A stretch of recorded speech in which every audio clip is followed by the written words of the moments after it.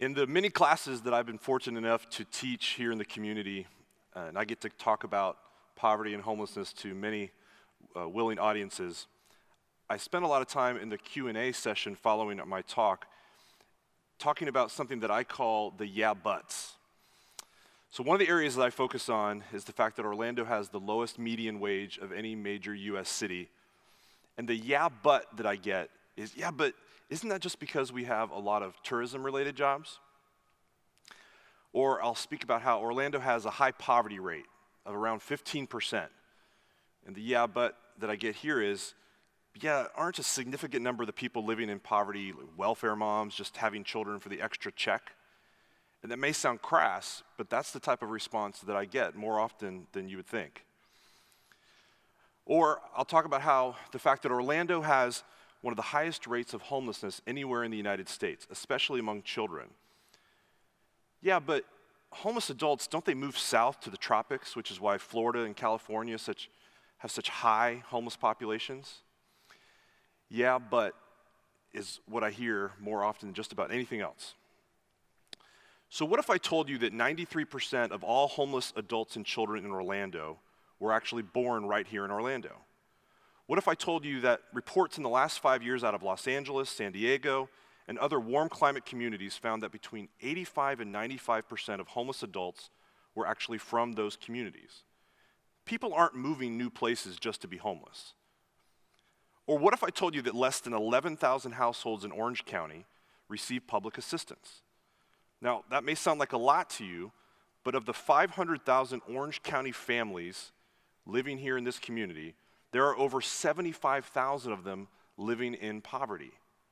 Now, of those, if 2% are receiving public assistance, around 11,000 people, that may sound like a lot to you, and it may be a lot, but we shouldn't let our perceptions drive all options towards finding solutions. We can't let our perception be the reason that we don't help others. What if I told you that tourism is in fact not the main cause for low incomes in Orlando, but rather something we don't think about very often, the fact that we are the largest city in the country not on a navigable body of water, meaning we have no port, and as a result, we have the lowest percentage of manufacturing jobs anywhere in the United States among major cities at 4.1%. These are busted myths or excuses as to why we don't more aggressively address certain problems. The yeah buts keep us from addressing the real problems with real solutions. So here are the main problems we're actually dealing with. These are facts. There are 2.4 million people in the three-county Orlando metro area.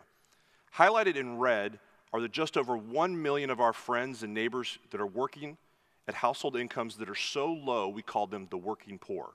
These are families earning at or below double the US poverty rate. Generally, these families are ones who have less than $400 in savings and are one paycheck away from crisis. Highlighted in green are approximately 362,000 people that we consider impoverished. Highlighted in orange are the 48,000 people living in our community in extreme poverty. Let me define that. Extreme poverty is the same whether you're in sub-Saharan Africa, Central Asia, or right here in Central Florida. Extreme poverty is living, no, it's subsisting on less than $2 a day. And for 48,000 people here in Orange, Seminole, and Osceola County, this is a very stark reality. That's about enough to fill the Amway Arena twice. Here's another fact. The most often question I get is actually, how can I help? Knowing and talking about the facts really does help. Volunteering and investing helps as well. Here's how my organization helps and how you can through Up Orlando. We operate a member share grocery program, a crisis care center, a massive volunteerism initiative, and a poverty elimination program we call STEP. The grocery program is defined as an alternative to an emergency pantry. We serve more than 1 in 3 families who are working for a living but can't quite make ends meet. Our food is donated from 65 different organizations across 12 states, and it saves families 60 to 70% off their household food budget. The main difference between what we do and an emergency pantry is, in fact, the angle of people's chins. It's available to the thousands of men and women who would rather suffer the terrible results of malnutrition than suffer the indignity of a handout. Our crisis program sees an average of 17 people every weekday, 17 new people every weekday. We partner with more than 30 different organizations, and just like the grocery, we expect two-way giving. We'll help, but you have to be engaged in our process. You have to be a part of the process. We offer a hand up by being hands off. And our Success Training Employment Program, or STEP, is how we end poverty.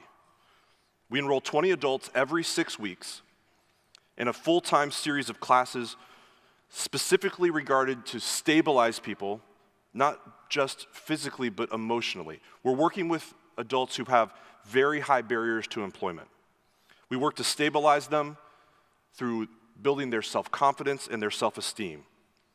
We work to help our students earn certifications in programs like food safety, customer service, and more. And we have them practice with multiple mock interviews through some of our wonderful volunteers. We get them into job interviews, and then we stay with them for years. This is how we end poverty. We end it one family at a time. My favorite aspect of our work is actually our volunteer program. You can be a traditional volunteer, stocking shelves or bagging groceries. You can serve in a leadership role on one of our 7 committees or the board of directors. You can invest in our future and the future of over 1 million people who need a hand up and not a handout. And we're planning for our own future in ways to serve more families more effectively. If you've been to our campus, you know that we operate out of a very old series of warehouses built in the 1930s and 40s.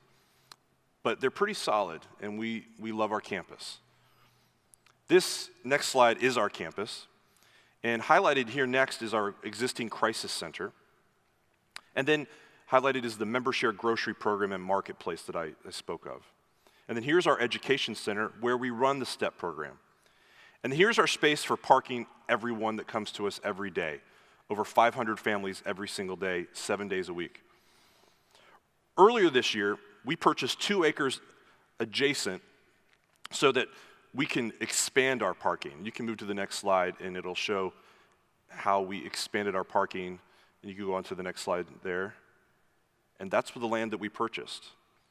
And while our organization grows slowly, we have to address parking, otherwise we'll never be able to serve the families that really need the support. And so if you go to the next slide, you'll see that the new grocery will be moved to the south part of our building, and while it will never be a Publix or a high-end grocery store, it will be highly organized and more efficient to handle more families daily. And then we will use what is now the grocery to expand spaces for other nonprofit partners, clinic, and to expand our STEP program. As big as our facility remains and as important as our grocery is, STEP is the future. 112 adults have graduated from our 6-week program. And as you can see from the next slide, this is the number of graduates. And then those highlighted are those now employed. And we're going to increase this number just in a few more weeks with a new class of graduates. In the next slide, you're going to see how many are highlighted that are no longer living in poverty. And then this next slide shows the 18 that have been lifted to above 200% of the U.S. poverty level, and now are self-sufficient, meaning they no longer need the support of any state or federal benefits. The numbers here pale in comparison to the member families served in our grocery.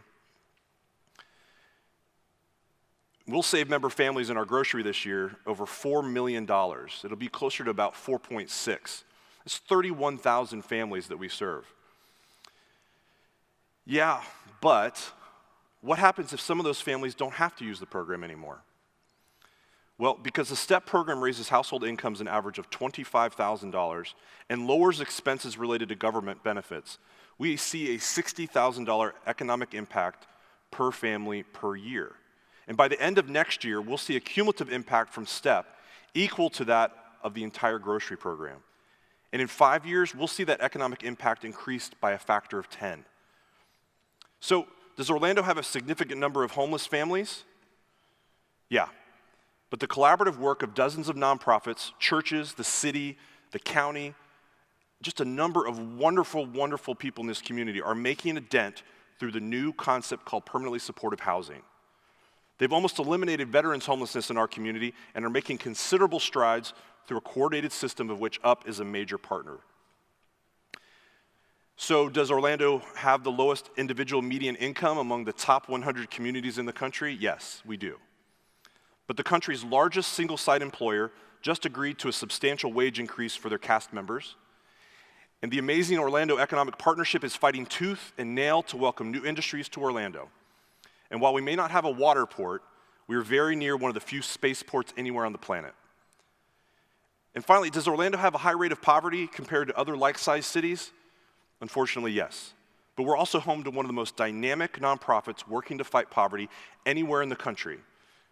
And that's my organization, Up Orlando. We have 30,000 members, thousands of donors, thousands of volunteers, and the right type of plan to get people back to work, get those in crisis to the right help, and get it to families that need it. A hand up. I hope you'll join us in our fight as we offer you the opportunity to leave your mark on your own community in a new and special way. I'd like to introduce you to the opportunity to volunteer, to invest, to become engaged with my organization and the fight against poverty and homelessness in our community. Help unite with me and unite against poverty. Thank you.